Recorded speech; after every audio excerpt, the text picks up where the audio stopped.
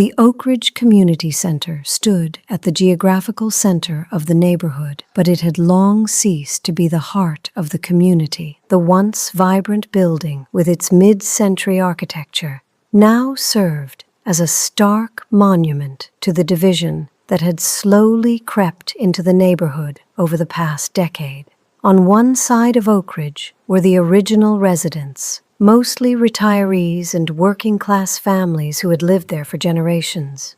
On the other side, a new wave of modern condominiums housed young professionals and tech workers who had been drawn to the area by affordable housing and proximity to the city's growing tech corridor. Ms. Miracle noticed the division immediately when she moved into her niece's guest house 3 months ago. She saw it in the way people avoided eye contact at the local grocery store, in the separate community social media groups, and in the tense silence at neighborhood council meetings. It wasn't hostility exactly, more like the awkward distance between people who shared space but not connection. "It's always been this way," her niece Sarah had explained with a shrug when Ms. Miracle inquired. "The old Oak Ridge and the new Oak Ridge, we just don't have much in common."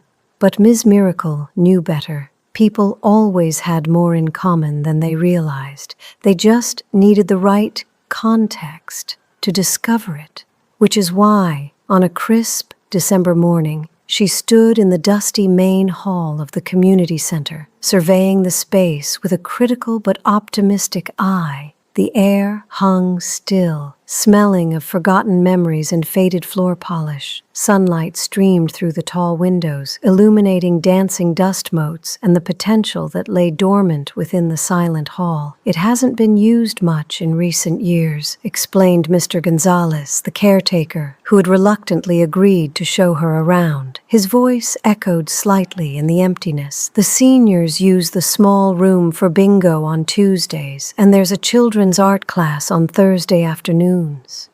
But otherwise..."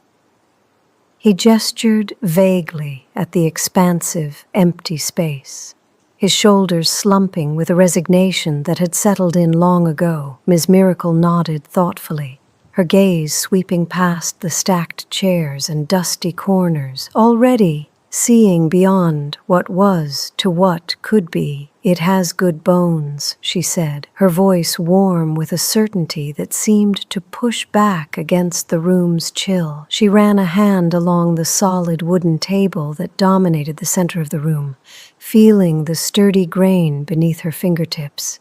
"And excellent natural light." Mr. Gonzalez looked skeptical, his brow furrowed.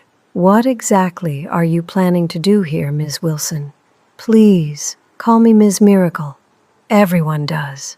Her blue eyes twinkled with the light of a long-held secret, a nickname she'd earned decades ago through her uncanny ability to bring people together. "And I'm planning to stitch this community back together. Quite literally."